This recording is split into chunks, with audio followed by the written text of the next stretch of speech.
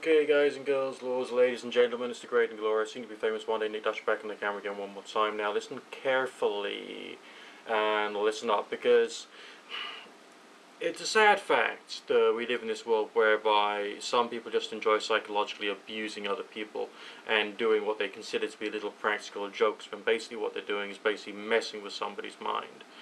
There's a group of ideas in the world which suggests that it is a occult truth that anything or everything which is imagined has some kind of reality. Okay, this is a frightening way of looking at the world. It's an incorrect way of looking at the world, and it does lead some people to develop some rather peculiar beliefs.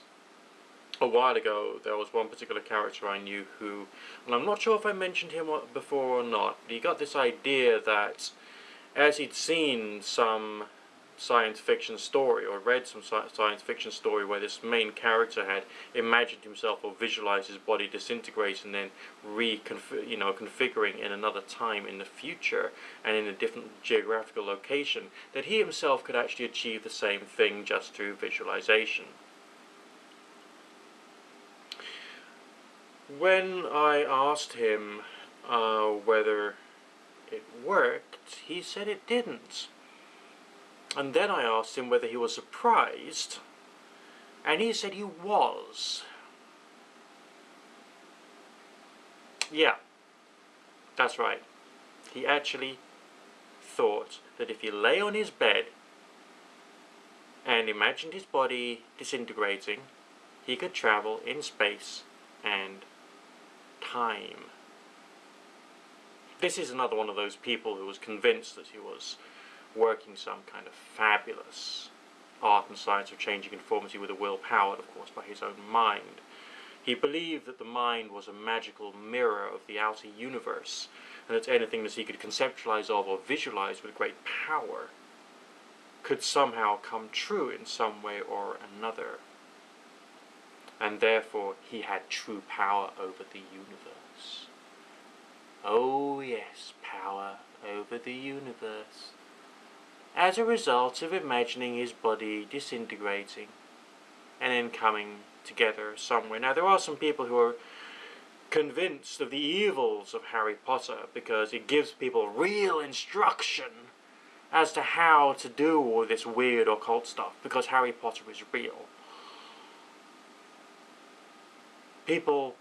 Some people think like this. There are some ethnic groups out there especially who have rather strong and dogmatic views on the subject of supernatural TV shows and their veracity or truth. This way of thinking isn't healthy for anybody because it's a lie. Sure, if you're in a state of suspension of disbelief, it is definitely easier to visualize something, and therefore may be more useful for an astral projection or a psychological investigation exercise using visualization of some variety. Possibly it can have some kind of benefit for some forms of healing energy delivery methodologies. But as far as complete power over the universe, you've got to get a bit more of a reality check as to what can be achieved and what can't be achieved, or indeed how effectively you can manipulate the world. If you get my drift, okay? Just try and put it into perspective. I'm pretty sure that some people will actually be copying some of the incantations from Harry Potter and thinking that every form of fiction must have some kind of truth to it, and therefore Harry Potter is basically a living grimoire, and if you say Ecto Patronius with the right intonation, then a stag will come out of your wand and will push your enemies away. Yes.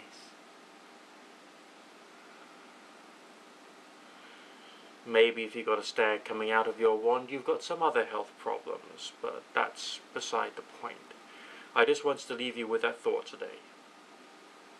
Look after yourself, stay sane, stay practical, stay clear-headed, don't go crazy, but have fun and experiment and explore with all these weird and wonderful things.